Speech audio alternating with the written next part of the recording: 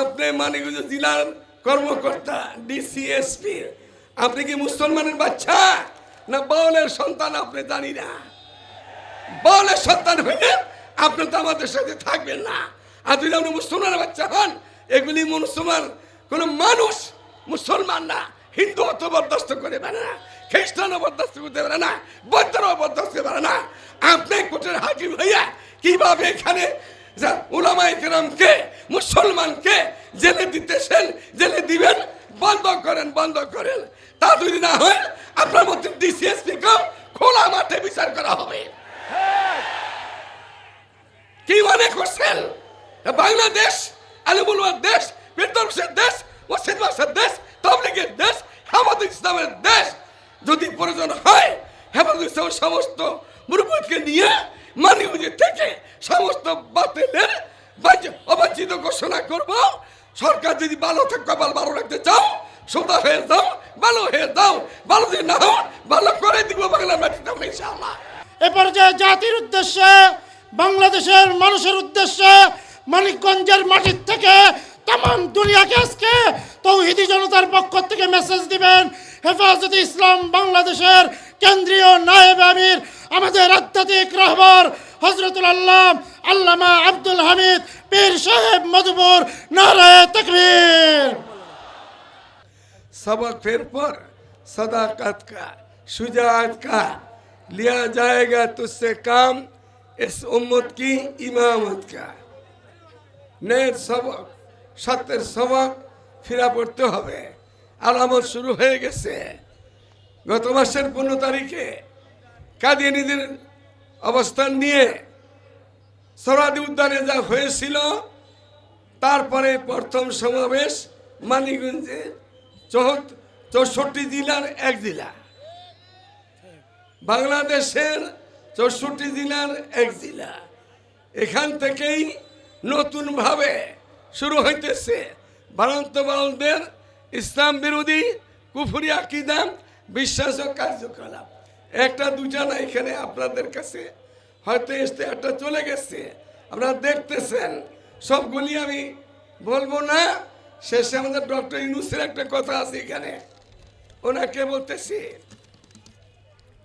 Doctor Yunus সরকার ঘোষিত 17 October লালন তিরোধান দিবস বাতিল করতে হবে।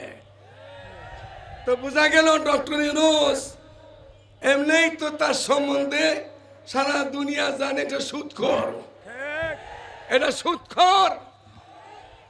এটা তো দেখা যাইতেছে আমি সন্ত্রাসীদের থেকেও খারাপ। এটা এখন তাকে বলতেছি, আপনি যে অক্টোবরের 17 তারিখে তিরোধানের বাতিল চাইতেছে, তা আপনি তার পক্ষে আছেন।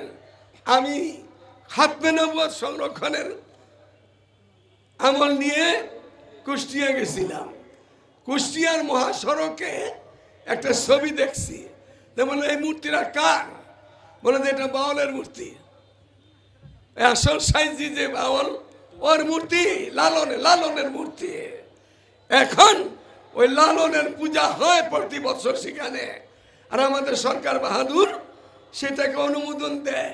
এই সরকার তো আমরা চাইছিলাম না, এরকম নাস্তিক সরকার, এরকম মোটা সরকার তো চাইছিলাম না আমরা।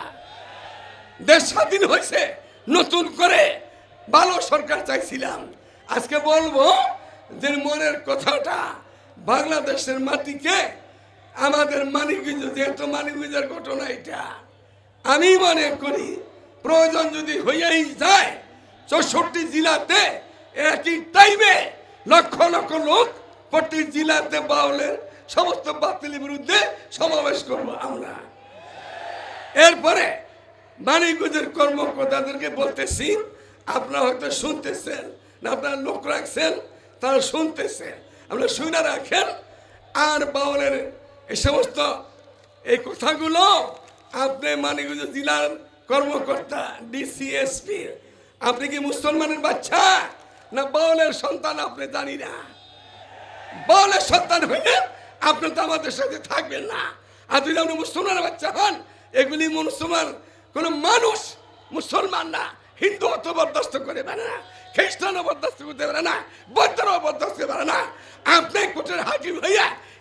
এখানে উলামায়ে কেরামকে মুসলমানকে জেলে দিতেছেন, জেলে দিবেন, বন্ধ করেন। তা যদি না হয় আপনার মধ্যে ডিসিএসপি কেও খোলা মাঠে বিচার করা হবে। কি মনে করছেন বাংলাদেশ আলিমুল উলামার দেশ, ফেরদৌসের দেশ, মসজিদ মাদ্রাসার দেশ, তাবলীগের দেশ, হেফাজত ইসলামের দেশ? যদি প্রয়োজন হয় হেফাজত ইসলামের সমস্ত মুরব্বিকে নিয়ে মানিগুজি থেকে সমস্ত বাতিলের অবাঞ্ছিত ঘোষণা করব। সরকার যদি ভালো থাকে ভালো রাখতে চাও, সোজা হয়ে যাও, ভালো হয়ে যাও, ভালো যদি না হও ভালো করে দিব বাংলার মাটিতে ইনশাআল্লাহ। এতটুকু কথা আমার কাছে আজকে এগুলি পড়তেও লজ্জা লাগে, শরম লাগে। ডিসি সাহেবকে বলে যেতেছি, এসপি সাহেব, ওসি সাহেব, মন্ত্রী সাহেব, এটা একটু পড়ে দেখেন বিবেকে কি কয় আপনার বিবেকে।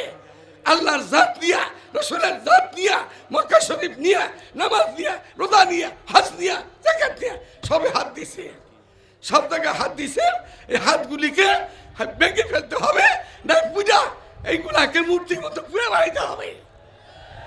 যদি তওবা করে ফেরত না আসে, এখনো সময় আছে, বাউলটা ফিরে আসো, বাজা হারাচ্ছি হাসতে বাজা, সত্তরা করতে বসে গেছি বাজা, ফেরত আসো। ফেরত না আসলে বাংলার মাটির ঠাই নাই, তোদেরকে কবর রচিত করতে হবে ইনশাআল্লাহ। আসসালামু আলাইকুম ওয়া রাহমাতুল্লাহ।